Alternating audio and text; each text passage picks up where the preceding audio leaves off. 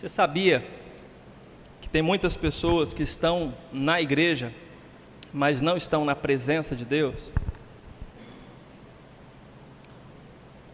Estar na igreja é uma coisa, estar na presença de Deus é outra coisa. Qualquer um pode estar presente na igreja. Qualquer pessoa pode entrar por aquela porta, ocupar um lugar, sentar, ficar confortável. Qualquer um pode estar presente. Estar na igreja, na verdade, é fácil. Basta vir, dos momentos, no horário, no dia. Você escolhe o dia, você escolhe o horário, você chega, você senta e você está. Isso é fácil. E neste exato momento, existem várias igrejas abertas. Algumas estão cheias de pessoas, outras não tão cheias. Existem igrejas grandes, que comportam muitas pessoas. Existem igrejas menores, que comportam um grupo menor de pessoas. Existem igrejas animadas, existem igrejas avivadas, existem igrejas calmas, existem igrejas silenciosas. Há igreja para todo gosto. E essas igrejas, nesse momento, nesse horário que nós estamos, elas estão cheias de pessoas. Várias pessoas presentes, mas nem todas estão na presença de Deus. Porque não é a mesma coisa. Estar na presença de Deus vai além de estar dentro de uma igreja. Diz respeito não ao lugar, diz respeito não ao endereço, diz respeito não ao dia da semana, não ao horário que você decide ir. Tem muito mais a ver com a sua relação individual com Deus. Tem muito mais a ver com a sua vida fora da igreja. Tem muito mais a ver com a sua rotina diária. E hoje eu quero mostrar um exemplo muito claro de que estar na igreja, de que estar no templo e até mesmo no altar da igreja, servindo em algum ministério, não significa estar na presença de Deus. Eu quero falar um pouco sobre o pequeno Samuel e os filhos do sacerdote Eli. Quem conhece a história de Samuel, levante a mão. Alguns conhecem a história de Samuel. Samuel foi o primeiro filho de Ana. Só que Ana não podia ter filhos.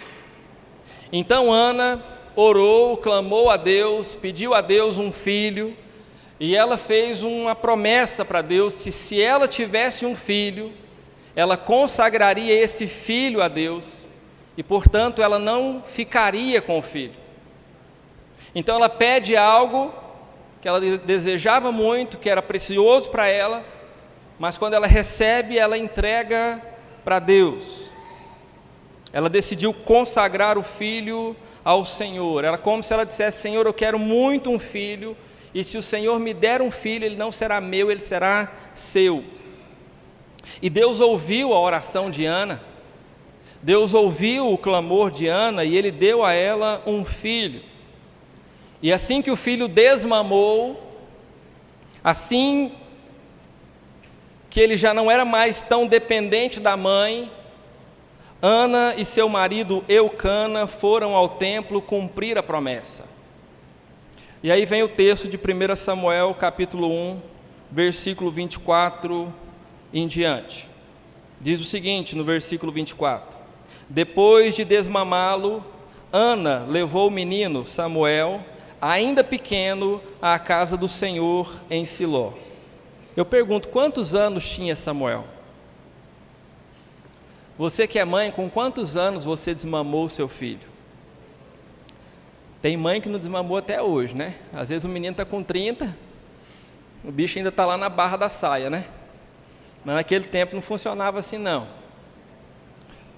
Então as mães sabem muito bem o tempo de desmamar um filho. E ela desmamou o filho então e levou o filho ao sacerdote Eli assim que ele foi desmamado. Então era uma criança bem pequena.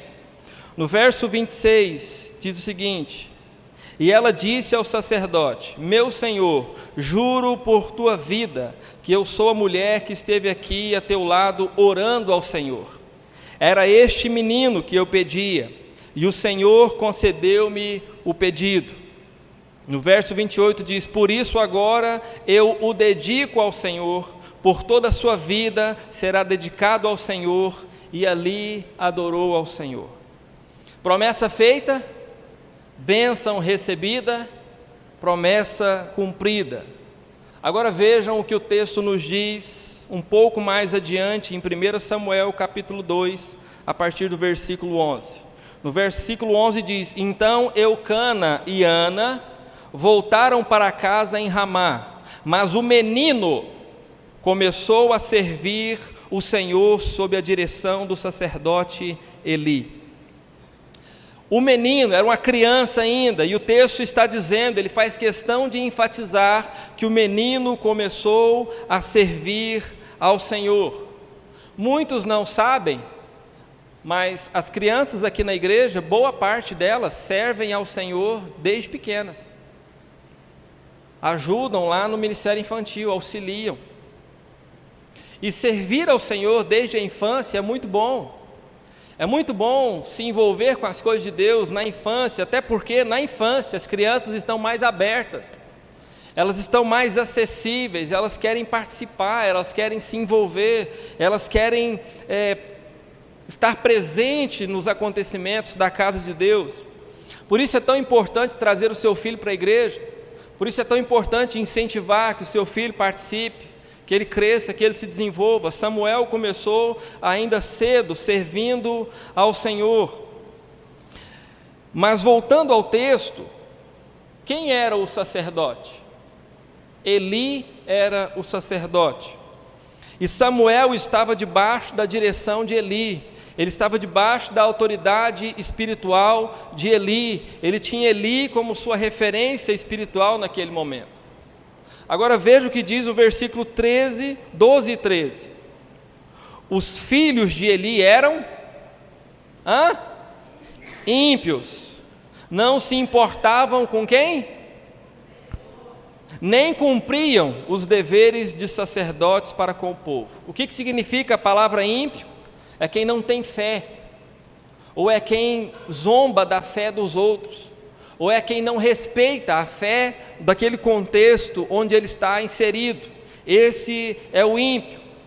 No verso 17 diz que o pecado desses jovens era muito grande à vista do Senhor, pois eles estavam tratando com desprezo a oferta do Senhor. E no verso 18 diz que Samuel, contudo, ainda menino, ministrava perante o Senhor, vestindo uma túnica de linho. Quem era o líder espiritual? Eli. E aqui nós temos os filhos de Eli. Nós temos os filhos do sacerdote. Para você entender melhor, nós temos os filhos do pastor. Nós temos os filhos do líder espiritual. E o texto está dizendo que eles eram ímpios, que eles eram incrédulos, que eles não se importavam com o Senhor, que eles tratavam com desprezo a oferta do Senhor. Mas o mesmo texto faz questão de enfatizar, de frisar, que Samuel, ainda menino, ministrava perante o Senhor. Queridos, isso me fez pensar, e isso me incomodou ao longo da semana inteira. Os filhos de Eli e o pequeno Samuel estavam no mesmo templo, era a mesma igreja, eles estavam servindo ao mesmo Deus, eles eram liderados pelo mesmo sacerdote. Então eu pergunto, o resultado não deveria ser o mesmo? Eles não deveriam ter o mesmo nível de comprometimento com Deus? Não deveriam fazer a obra do Senhor com amor, com paixão, com dedicação, com cuidado, com zelo? Todos não deveriam estarem esforçados para glorificar e exaltar a Deus? Alguém pode pensar, não, mas Samuel foi consagrado ao Senhor. Samuel foi filho de uma oração fervorosa. Samuel foi dedicado a Deus. Mas aí eu te pergunto, você acha que Eli, como sacerdote, não consagrou os filhos dele quando eles nasceram? Eu imagino que sim. Eu, como pastor, fiz questão de consagrar minhas filhas a Deus. Então eu imagino que Eli também consagrou seus filhos ao Senhor no templo. E os filhos de Eli, assim como Samuel, cresceram no templo, aprendendo a palavra de Deus, convivendo com os rituais do culto daquele tempo. Então, irmãos, esse texto é um exemplo claro de que não basta estar na igreja, não basta estar no templo, é preciso estar na presença de Deus. Os filhos de Eli, o texto diz, não se importavam com Deus, não estavam nem aí para o culto a Deus. Eles estavam presentes no templo, eles viviam dentro do templo, mas as atitudes deles, principalmente fora do templo, eram incoerentes com o Deus que eles serviam, com o Senhor, que era o dono de todas as coisas. A atitude deles comprovavam que eles estavam no templo, mas não estavam em Deus. E esse é o perigo de estar na igreja e não estar na presença de Deus. Para piorar um pouco as coisas, há muitas igrejas pregando um evangelho vazio, com medo de espantar as pessoas. Muitos pastores que não condenam mais o pecado, porque têm medo das ovelhas irem embora, delas saírem. Muitos pastores que estão tornando raso o Evangelho de Jesus, para que suas igrejas estejam cheias. E o nosso contexto, ele pede isso.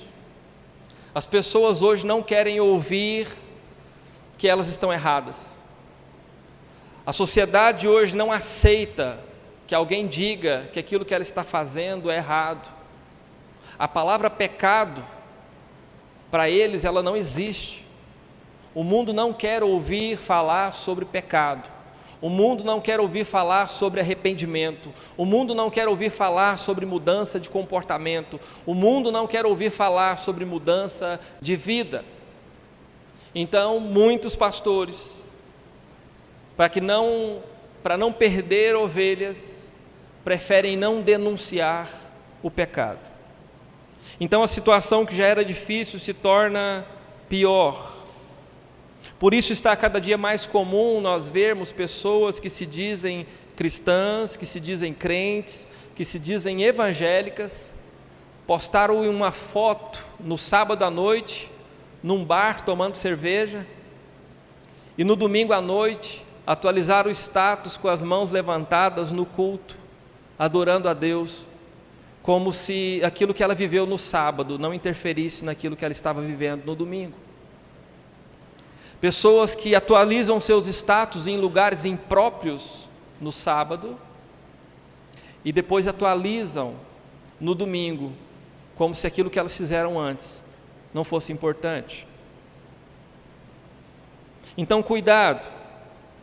O evangelho que aceita tudo não te salva de nada. O evangelho que aceita tudo não te salva de nada. Sua vida lá fora é tão importante quanto a sua vida aqui dentro.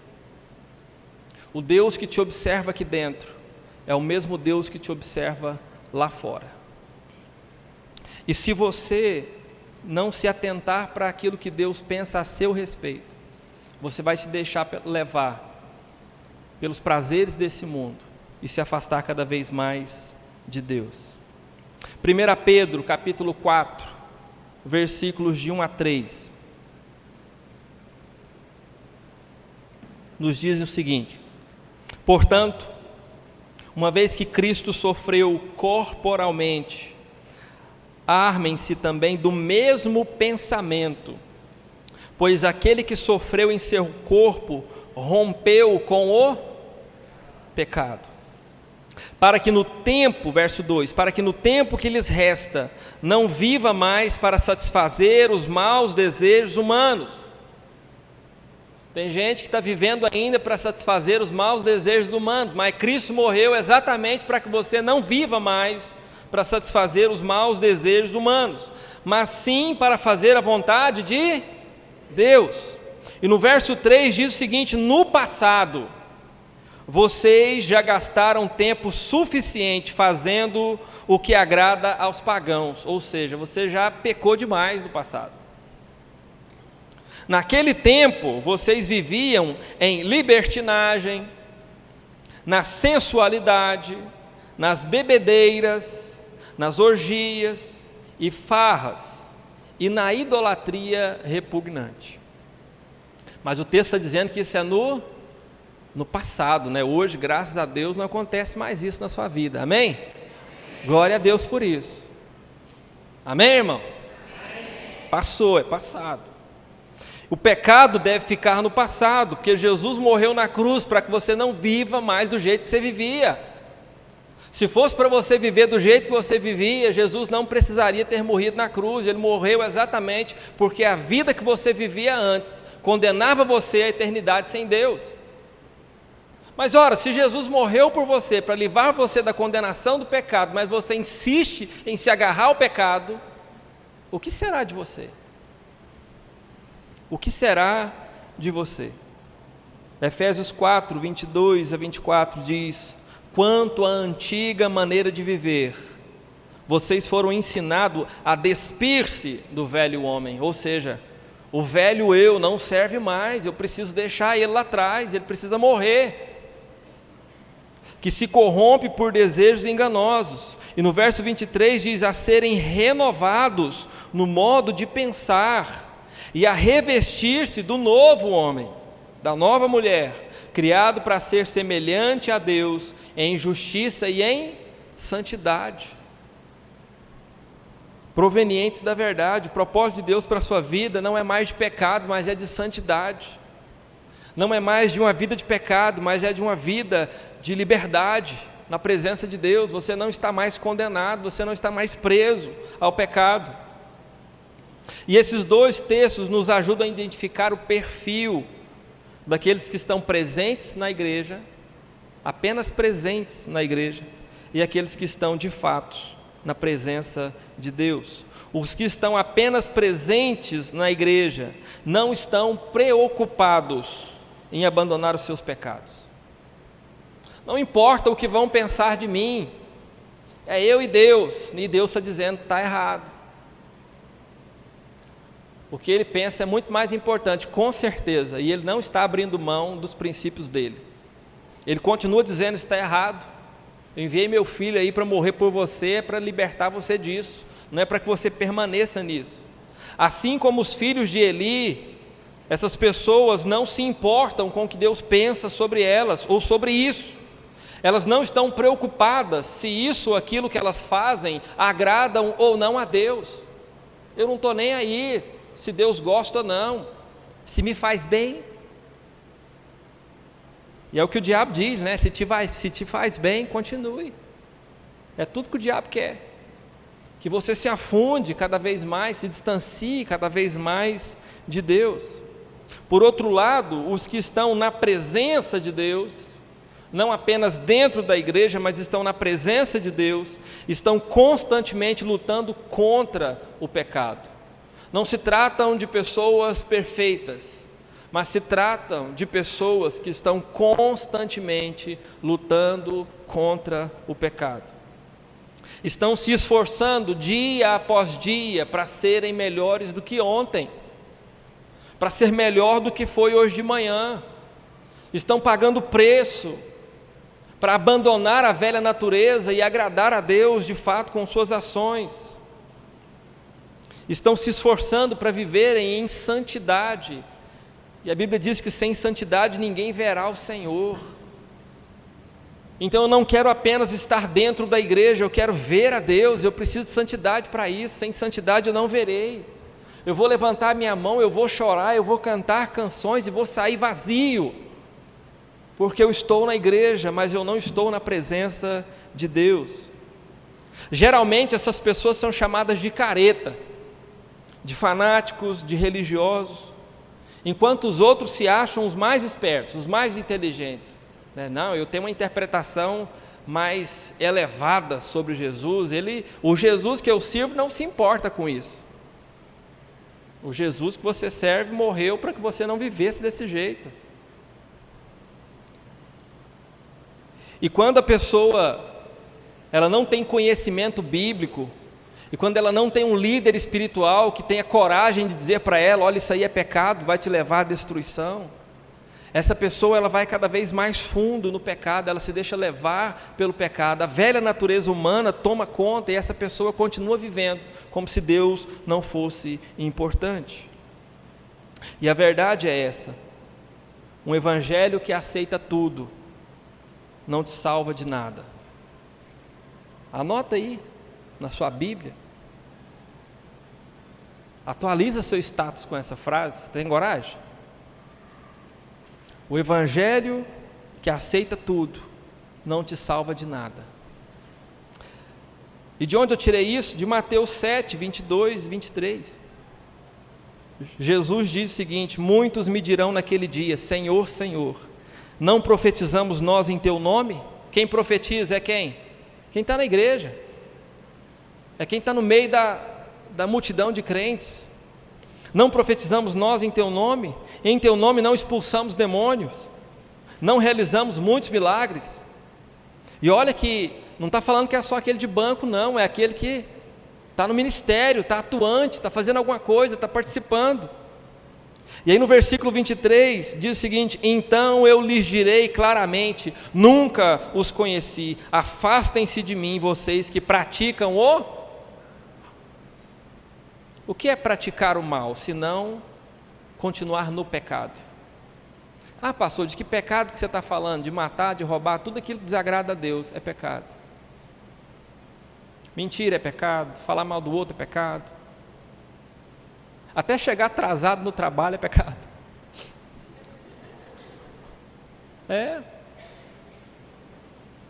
Aí, poxa, mas nenhum de nós tem salvação. Não, nós não temos, a gente precisa de Jesus. Se não for Jesus, na misericórdia dele na nossa vida, nós estamos todos perdidos. Mas por causa da graça dele, da bondade dele sobre as nossas vidas, nós somos purificados do pecado. Mas como é que eu vou ter certeza de que eu fui purificado do pecado? É a minha vida diária com ele. Não é estar aqui no domingo à noite, é estar com ele todos os dias, é falar com ele, é ouvir a voz dele, é receber a direção dele. É isso que vai fazer a diferença na minha vida e na sua. Não seremos perfeitos, mas seremos sim lavados pelo sangue do Cordeiro. Mas pastor, alguém vai dizer, pastor, essa palavra é muito dura. Você não tem medo das pessoas ir embora e nunca mais voltar da igreja? Irmãos, eu tenho mais medo de você encontrar Jesus um dia e ele falar assim, dá licença que eu não te conheço.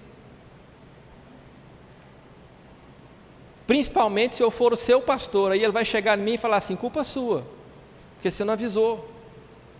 Ou você acha que esses pastores que estão entregando um evangelho raso não vão prestar conta com Deus um dia?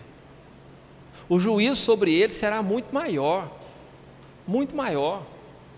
Eu prefiro, irmãos, que você saia daqui um pouco chateado comigo hoje, mas você tenha a oportunidade de mudar a sua vida, e você experimente de estar na presença de Deus, não apenas na casa de Deus, do que você permaneça aqui enganado, que você permaneça aqui cantando, levantando a mão, e lá na frente Jesus diga para você, não te conheço.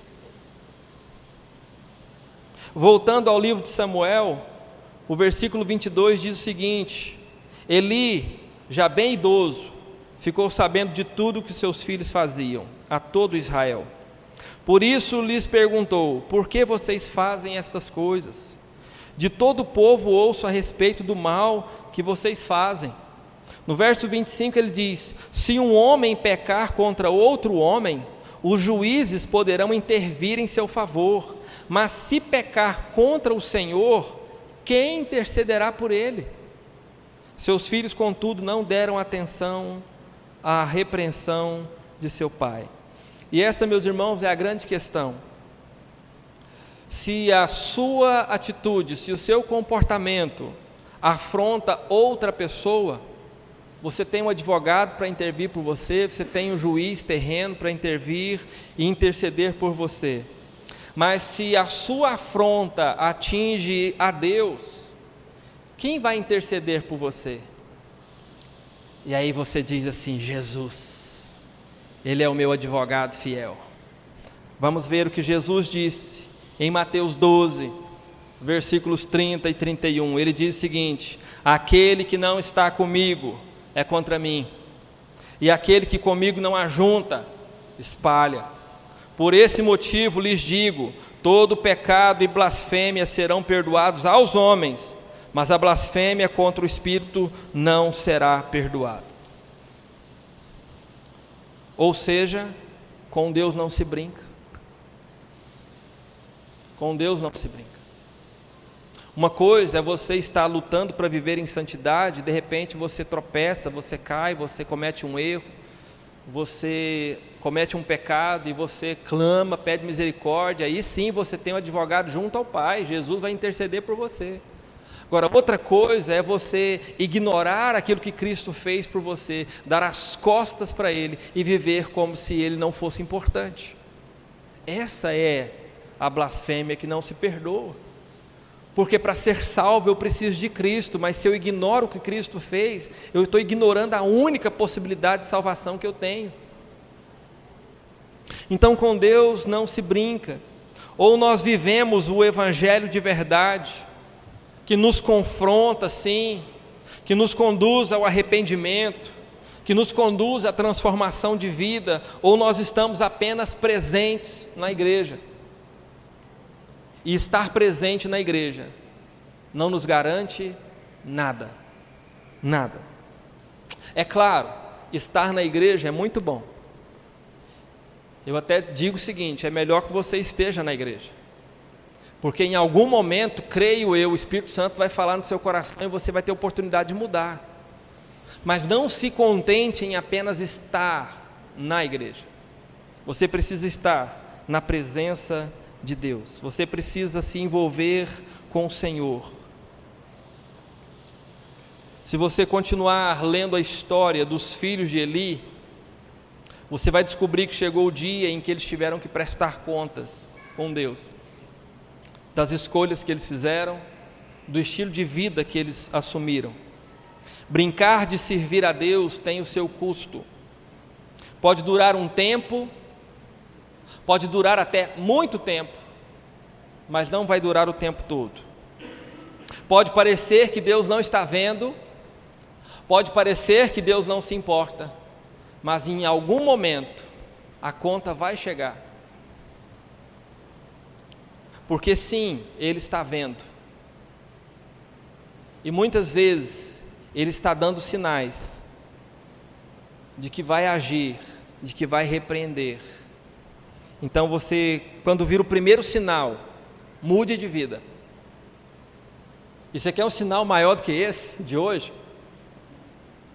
Irmão, se você está só na igreja, esse é um sinal enorme para você, uma placa gigante dizendo para você: mude de vida. Não esteja só na igreja, esteja no Senhor.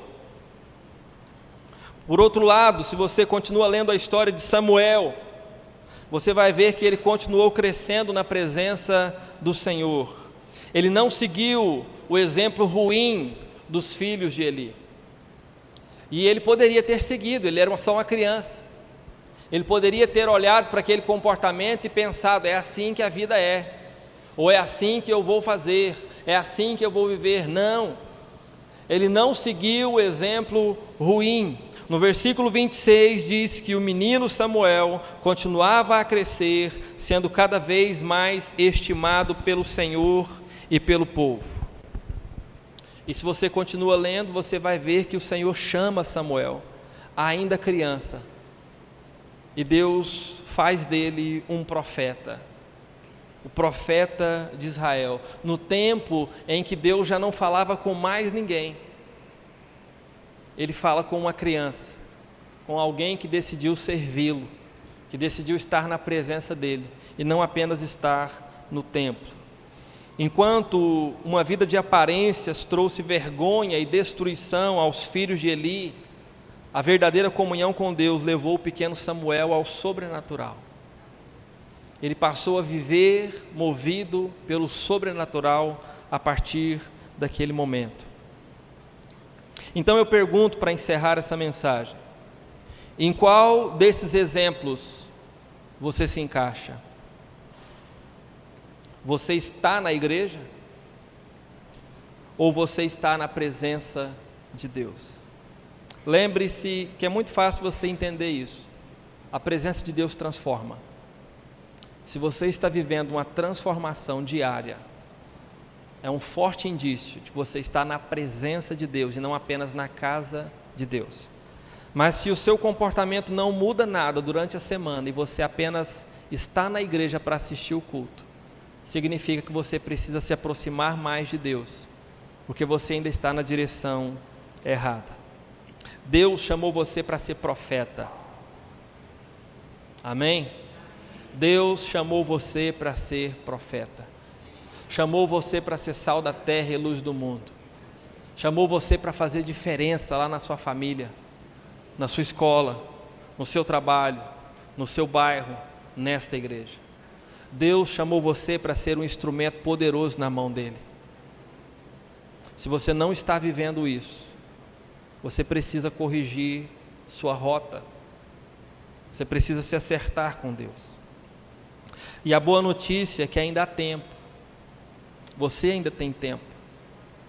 Você pode decidir a partir de hoje não ser mais o mesmo, não ser mais a mesma.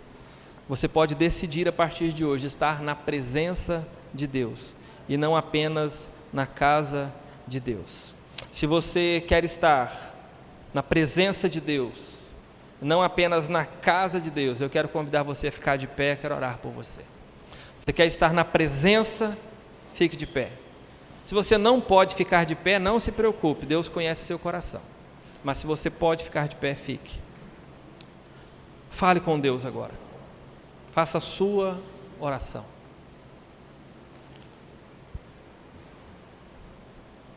Se você reconhece que está apenas na casa de Deus, você apenas frequenta a igreja, você gosta de ir no culto, você gosta de ouvir as canções, você gosta de ouvir as pregações, é um ambiente que te agrada, mas não é só isso. O propósito de Deus é que você seja transformado, seja transformada. O propósito de Deus é que você vá além, que você ultrapasse a barreira do natural e viva o sobrenatural. Se você não está vivendo o sobrenatural de Deus, alguma coisa não está certa. Então pede a Deus: Senhor, revela, mostra para mim o que não está certo. Diz para mim, Senhor, o que eu preciso mudar. Me ajuda, Senhor, a abandonar o velho homem, a velha natureza. Senhor, eu não quero apenas estar na igreja, eu quero estar na presença do Senhor, eu quero viver em espírito e em verdade, eu quero ser alcançado pelo Teu Santo Espírito, eu quero me mover pelo Teu Santo Espírito, em nome de Jesus. E se você reconhece que o pecado ainda está presente na sua vida, peça perdão a Deus. A Bíblia diz que se você confessa o seu pecado, Ele é fiel e justo para perdoar o pecado e purificar você de toda injustiça. Você pode sair daqui agora com perdão para a sua vida, com purificação para a sua vida e com direção de Deus para a sua vida, para que você seja uma bênção. Mas você precisa fazer isso de todo o seu coração. Em nome de Jesus, vamos orar. Senhor, nós te agradecemos pela Tua palavra, Deus, que é uma palavra dura, Senhor, é uma palavra dura, mas traz, ó Deus, a realidade. Muitas pessoas estarão na presença de Jesus um dia, e serão afastadas da presença dEle, porque não estavam em Sua presença, mas em Sua casa. Nós não queremos isso para nós, ó Deus. Nós não queremos apenas estar dentro da Tua casa. Nós queremos viver em comunhão com o Senhor. Nós queremos uma vida de santidade, ó Deus. Nós queremos, ó Pai, que o Teu Evangelho nos incomode a ponto, ó Deus, de reconhecermos cada um dos nossos erros. Nós queremos, ó Deus, que o Senhor nos ajude, através do Teu Santo Espírito, a abandonar cada um dos nossos pecados, ó Deus, porque nós não queremos mais condenação para a nossa vida, nós não queremos mais, ó Deus, envergonhar, ó Deus, ao Senhor, mas nós queremos viver para a Tua glória, assim como viveu Samuel, ó Deus, e foi profeta, ó Deus, em seu tempo. Nós queremos ser, ó Deus, instrumentos do Senhor neste tempo, para a honra e glória do Teu santo nome, ó Deus, no nome de Jesus. Preencha cada coração aqui, Senhor, no nome de Jesus, com Teu Santo Espírito, ó Pai. Aqueles corações quebrantados, ó Deus, que sejam selados agora pelo Espírito Santo do Senhor. E aqueles, ó Deus, que estavam afastados, que estavam distantes da presença do Senhor, que agora, ó Deus, sejam renovados no Senhor, no Teu Santo Espírito. Que recebam, ó Deus, o perdão do Senhor, ó Pai, que o Senhor prometeu dar àqueles que se arrependem, que assim seja, ó Deus, no nome de Jesus, e que todos nós sejamos conduzidos pelo Teu Santo Espírito, para a honra e glória do Senhor, e no nome de Jesus nós oramos, amém, amém, que o Espírito Santo conduza a sua vida, seu coração, e que você viva constantemente na presença de Deus, amém.